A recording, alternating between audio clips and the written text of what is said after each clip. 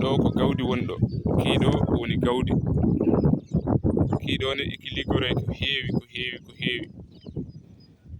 Gawdi ina safrore estomac gonɗuɗo e estomac ɓiɓɓe gawdi ɓe ina safrore ɗum. Gawdi siro muɗum ina safrore gonɗuɗo e reedu dogoru. Gawdi ina safrore mo hunuko mum wondi e safo mo ngannduɗaa hunuko ina ñawa ina futta. Gawdi ina safrore ko heewi no feewi no feewi no feewi. Kañumne ko lekki mbatki nafoore.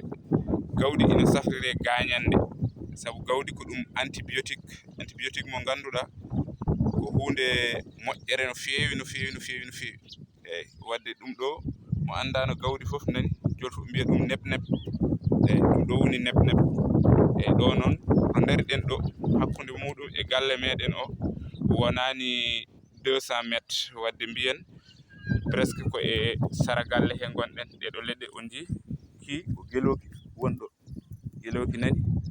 Eeyi, hanki en kaaliino e gelooki sirru gooto mo ngannduɗaa so tawii neɗɗo arii e ma ronki dañde ɓesgu. So neɗɗo arii e ma ronki dañde ɓesgu, so a arii e gelooki o haalniima te o ƴeewaamo hay rafi gooto yiyaaka e makko, aɗa yiɗi anndude omo jogori dañde walla o dañataa. Eeyi, so a arii e gelooki, en njiyii gelooki nani, en njiyii ɗum oɗo ɓiɗɗo ɗum ɗo ko wayno wanjalde ko ni, ko ɗum jaggataa.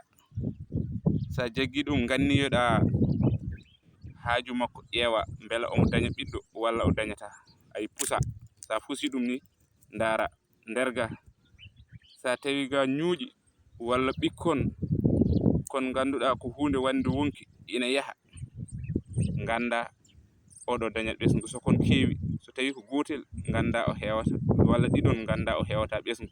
So a tawaani toon tan haydara oɗo no pusirɗen ɗum en tawaani ɗo haydara ni, ɗo nganndaa hankadam oɗo wonaa rafi o wondi, sabu rafi yiyaaka e makko, kanko ko dañataa ɓesngu tan. Wadde gelooki ina waɗiree test.